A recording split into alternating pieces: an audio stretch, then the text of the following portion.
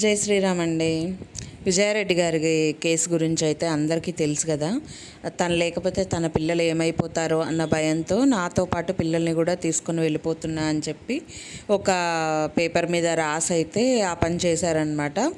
అయితే తను ఆ పని చేసిన తర్వాత చాలామందివి అసలు నాతో సహా చాలామంది కూడా బాధపడ్డారు. సరే పిల్లలన్నా ఉంచితే పిల్లల భవిష్యత్తు అన్నా బాగుండేదేమో, ఆర్థికంగా సెటిల్ అయినా సరే కడుపు నిండా తినే తిండి ఉండి అంతా ఉండి కూడా పిల్లల్ని ఎందుకు తీసుకెళ్ళడం, ఉంచితే బాగుండేది. తను చేసింది చాలా చెడ్డ పని, ఏ తల్లి అట్లా మనసు ఒప్పకపోయేది అని చెప్పేసి చాలామంది అనుకున్నాము.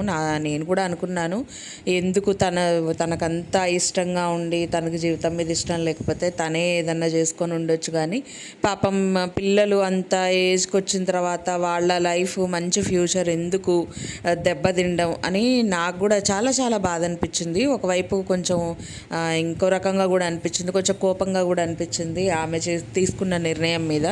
కానీ ఆమెది అయిపోయిన తర్వాత మొన్న ఒక వారం నుంచి జరుగుతుంది ఈ స్టోరీ.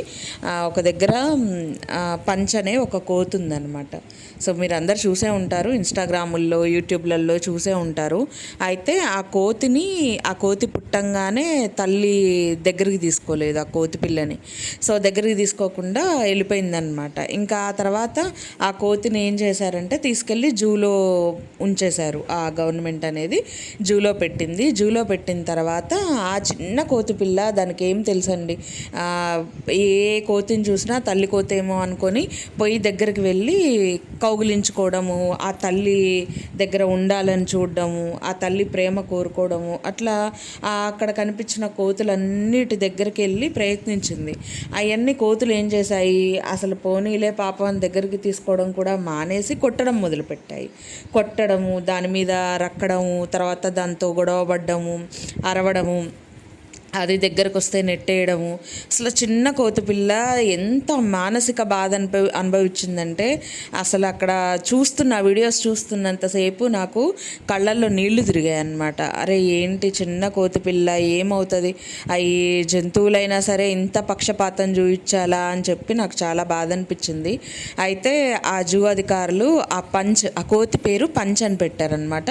సో అయితే ఆ పంచ్ బాధ చూడలేక వాళ్ళు ఏం చేశారంటే టాయ్స్ ఉంటాయి కదా, టెడ్డీ బేర్స్, అలాగా ఒక చింపాంజీ లాంటి టాయ్ని తీసుకొచ్చి అక్కడ ఇచ్చేసి ఆ కోతిపిల్లకి కొంచెం అలవాటు చేశారు.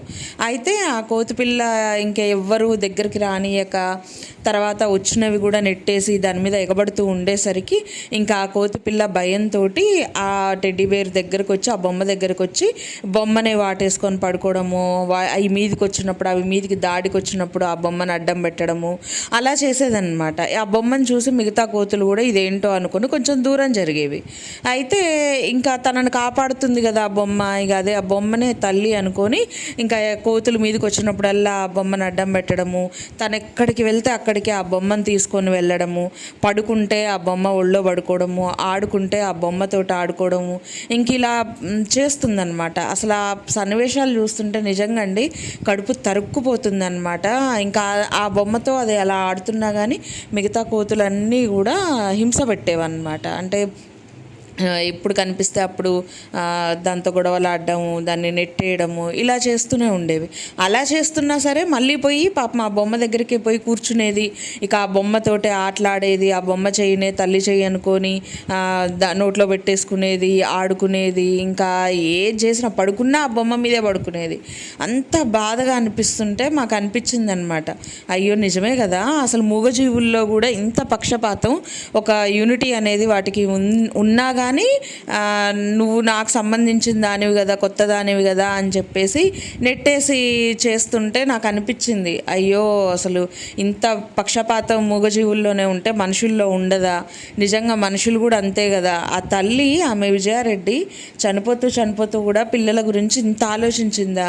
నిజంగా ఈరోజు ఆ చిన్న కోతికే అంత పరిస్థితి ఎదుర్కొంటుంటే మనుషులం మనం అన్ని రకాలుగా ఆలోచించే వాళ్ళం ఇంకెంత డిప్రెషన్లోకి పోతాము అని ఆలోచించుకొని ఆమె ఆమె ఆ డెసిషన్లోకి వచ్చిందేమో అని నాకైతే అనిపించింది అనమాట.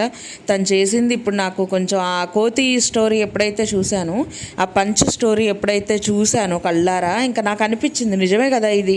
ఒక తల్లి లేకుంటే పిల్లలు నిజంగా అండి, తండ్రి దూరంగా ఉన్నా, ఎక్కడో ఉద్యోగం చేస్తూ ఉన్నా, తల్లి దగ్గర పిల్లలు ఉండి చాలా సెక్యూర్డ్గా ఉండి ఏ కష్టం వచ్చినా నష్టం వచ్చినా తల్లితో షేర్ చేసుకొని ప్రశాంతంగా బతికే వాళ్ళు ఉన్నారు. కానీ తల్లి లేకుండా తండ్రి దగ్గర ఉండాలంటే మాత్రం పిల్లలు అంత కన్వీనియంట్గా కూడా ఉండలేరన్నమాట. సో అందుకని తన పిల్లల ఫ్యూచర్ గురించి ఆలోచించి పాపం ఆమె పిల్లల్ని కూడా తనతో పాటు తీసుకెళ్ళాలి అన్న డెసిషన్కి గుండె చంపుకొని మనసు చంపుకొని ఆ డెసిషన్కి వచ్చిందేమో అనిపించింది. అది చూసిన వాళ్ళంతా, పంచ్ స్టోరీ చూసిన వాళ్ళంతా ఈవిడ స్టోరీకి కనెక్ట్ అయ్యారు. అసలు రీసెంట్గా కదా ఈ స్టోరీ జరిగింది. ఇదంతా కూడా విజయారెడ్డి గారిది ఈ మధ్య కాలంలోనే కదా జరిగింది. ఎప్పుడైతే ఈవిడిది చూసామో అప్పుడు మనకి సగం బాధ అనిపించింది, కాకపోతే పిల్లల నుంచితే బాగుండు అన్న ఆలోచన వచ్చింది. ఇక ఈ పంచ్ స్టోరీ చూసిన తర్వాత, కోతి స్టోరీ చూసిన తర్వాత అయితే ఆమె తీసుకున్న డెసిషన్ కరెక్టేనేమో అని నాకే ఒక పక్కన అనిపిస్తుంది అనమాట. ఏముందండి, ఎంత రిలేటివ్స్ అయినా ఏదైనా మెయిన్ పర్సన్ ఉన్నప్పుడే కదా దానికి విలువ అనేది. ఆ పర్సన్ లేకపోతే ఆ కింద ఉన్న చిన్న చెట్లు కూడా ఎవరికి కనిపించవు. ఇప్పుడు పెద్ద చెట్టు ఉందనుకోండి, తల్లి చెట్టు ఉంటే పిల్లలు చిన్న చిన్న చెట్లకి రక్షణగా ఉంటుంది. అదే లేకపోతే చిన్న చెట్లను పట్టించుకునే వాళ్ళు ఎవరు, చూసేవాళ్ళు ఎవరు? సో అవి గాలికి వానకి తడిసి ఎండకి ఎండి అవి ఇబ్బంది పడుతూనే ఉండాలి కదా. సో అలానే అనిపించింది అనమాట. కాకపోతే మళ్ళీ కొంచెం సంతోషపడే స్టోరీ ఏంటంటే నిన్నటి నుంచి ఎప్పుడైతే ఒక వారం రోజులు ఆ బొమ్మతోటి ఆ పంచ్ చాలా ఇబ్బంది పడింది, చాలా నరకయాతన అయితే అనుభవించింది. అక్కడ ఎవరైనా ఫుడ్ పెట్టడానికి పోతే కూడా ఆ ఫుడ్ పెట్టే వాళ్ళ మీదకి ఎక్కి దిగకపోయేది పాపం. అయితే వాళ్ళు ఏం చేసేవాళ్ళంటే ఆ కోతిని అలవాటు చేస్తూ ఆ కోతి బొమ్మ దగ్గర పంచును ఉంచడము, అలా కొంచెం కొంచెంగా దాన్ని అడ్జస్ట్ అవ్వడం, ఆ వాతావరణానికి అడ్జస్ట్ అవ్వడం అనేది చేశారనమాట. ఇక ఆ టాయ్ని పట్టుకొని తిరుగుతూ ఉంటే ఉన్నా కొద్ది ఒక వారం రోజుల తర్వాత పాపం ఆ కోతి మిగతా కోతులు ఏవైతే ఉన్నాయో దీని పరిస్థితి చూసిన తర్వాత కొంచెం కొంచెంగా దగ్గరికి తీసుకోవడము, దాన్ని మామూలుగా కోతులు పేలు అలాంటివి చూసుకుంటాయి కదా, సో అలా చూడడము, దగ్గరికి రానియడం అలా చేస్తుందన్నమాట. అలా చేస్తుంటే నిజంగా చూస్తే అండి నాకు అసలు చాలా సంతోషం అనిపించింది. పోనీలే, ఈ మనుషుల్లాగా ప్రవర్తించట్లేదు, మూగజీవులైనా సరే మొదట్లో అర్థం చేసుకోకపోయినా తర్వాత అర్థం చేసుకొని ఆ పంచ్ని వాటి పిల్లల్లాగా వాటి సముదాయంలాగా దగ్గరికి తీసుకుంటున్నాయని ఒక రకమైన సంతోషం అయితే వచ్చిందనమాట. సో అది ఎప్పటి నుంచో కాదు, నిన్నటి నుంచో కొంచెం దగ్గరికి తీసుకుంటున్నాయి.